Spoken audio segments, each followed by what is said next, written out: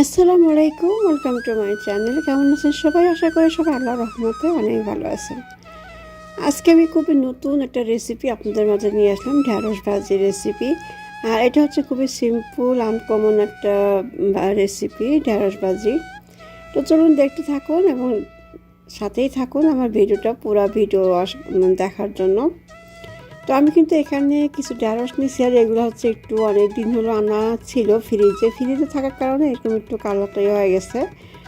আর এই ঢ্যাঁড়সগুলো কিন্তু খুবই ভালো, মানে কোনো পোকা টোকা কিছুই থাকে না, কারণ আমাদের মানে দেশের যেটা ঢ্যাঁড়সের পোকাটা থাকে এগুলা কিন্তু ওগুলা কিছুই থাকে না। তো এটাকে হচ্ছে আমি খুব ভালোভাবে এখন ধুয়ে নিচ্ছি।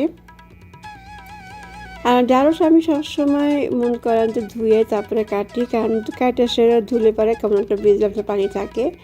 তো দেখতেছেন আমি কিন্তু সবগুলোকে মানে কেটে নিচ্ছি, মানে মাঝখানটা না কেটে শুধু মানে মাথা থেকে আর গোড়া পর্যন্ত এগুলো কেটে নিচ্ছি। তো এখন হচ্ছে চলো আমি ভাজিটা বসাই দেই। খুবই সিম্পল আনকমন একটা ভাজি। তো প্রথমে হচ্ছে আমি ঢ্যাঁড়সটা একটু ভেজে নিব একটু তেল দিয়ে, কারণ এইভাবে ঢ্যাঁড়স ভাজি করে কিন্তু অ্যাকচুয়ালি সত্যিই অনেক মজা। আমি ট্রাই করছি বলে কিন্তু আমি আপনাদের মাঝে শেয়ার করছি। তো আপনারা কিন্তু এটাকে ট্রাই করতে পারেন, যদি ভালো লাগে আপনারা শেয়ার করতে পারেন। তো আমি জানি না আপনাদের কাছে কতটুকু ভালো লাগবে। তো সাথে হচ্ছে আমি দিয়ে দিচ্ছি হচ্ছে কালো জিরা এবং জিরা। তো এটাকে ঠিক মানে ভালোভাবে নাড়তে থাকবো। এখানে কিন্তু আমি কোনো পানি ব্যবহার করবো না, কারণ পানি ব্যবহার করলে কিন্তু ঢ্যাঁড়সটা একদমই নষ্ট হয়ে যাবে, মানে ভেঙে যাবে আর ভিজে ভিজে ভাব ধরে যাবে, খাইতে ভালো লাগবে না। আর এখানে হচ্ছে আমি 1 কাপের মতো একটা পেঁয়াজ দিয়ে দিচ্ছি।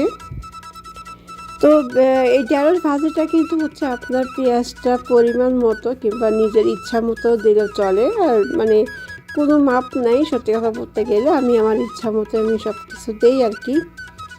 তো আমি তো মনে করেন যে সিম্পলভাবে রান্না শেয়ার করি, আমি ওরকমভাবে রান্না শেয়ার করি না, খুব সিম্পলভাবে।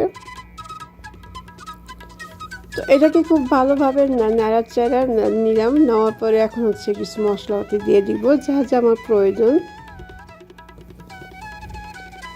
তো এরকম ঢ্যাঁড়স ভাজি যদি আপনারা ট্রাই করতে পারেন গরম ভাতের সাথে কিন্তু খুবই মজা। তো সাথে হচ্ছে আমি একটু 1 চামচের মতো, মানে 2 চামচের মতো হচ্ছে ময়দা দিয়েছি উপরে। তো ময়দাটা কিন্তু ঠিক এইভাবে নাড়তেই থাকবো আমি। কেউ কখনো এভাবে ময়দা দিয়ে ঢ্যাঁড়স ভাজি করছে কিনা আমি জানি না, তবে আমি এটা করছি, তাই ভাবলাম যে আপনাদের মধ্যে শেয়ার করি। জানি না এটা কার কেমন পছন্দ, কতখানি পছন্দ হবে আমার ঠিক জানা নেই। তারপরেও আমার কাছে সত্যি আমার কাছে খুবই ভালো লাগছে, তার কারণে ভাবলাম যে আমি আপনাদের মাঝে এই রেসিপিটা শেয়ার করি। মানে খুবই সিম্পলভাবে একটা রেসিপি আর কি। এখানে হচ্ছে আমি একটু মরিচের গুঁড়া দিয়ে দিচ্ছি, মানে পরিমাণ মতো আমার ঝাল অনুযায়ী আর কি। দিয়ে দিচ্ছি একটু হলুদের গুঁড়া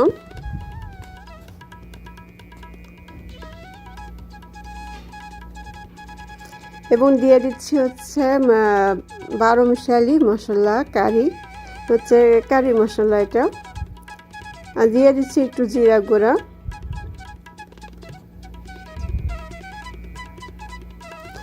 স্বাদ মতো নুন।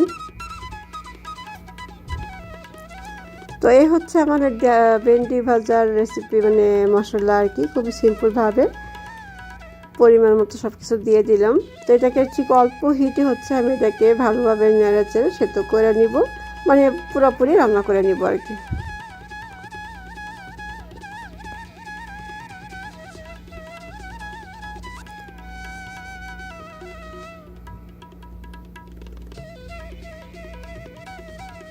তো আপনারা কিন্তু অবশ্যই আমাকে লাইক কমেন্ট করে জানাবেন এবং ভালো লাগলে শেয়ার করবেন এবং আমার চ্যানেলটাকে সাবস্ক্রাইব করে পাশে থাকবেন এবং আমাকে একটু সাপোর্ট করবেন। তো দেখছেন আমার কিন্তু ভাজিটা কিন্তু হয়ে গেছে।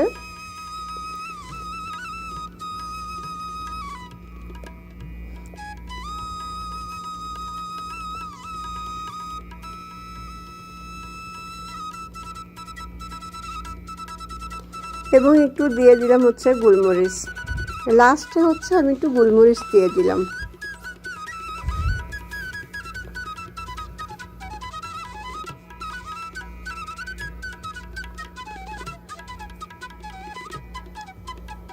তো এটাকে কিন্তু অতটা অনবরত নাড়তে হবে না, তো আমি একটু অনবরত একটু নাড়তেছিলাম যাতে নিচে কোনোভাবে লেগে না ধরে, যেহেতু আমার সসপ্যানটা অতটা ছিল না, অয়েলি ছিল না, যার কারণে আমাকে একটু ঘন ঘন নাড়তে হয়েছে। আর যেহেতু কোনো পানি টানি দেওয়া নেই,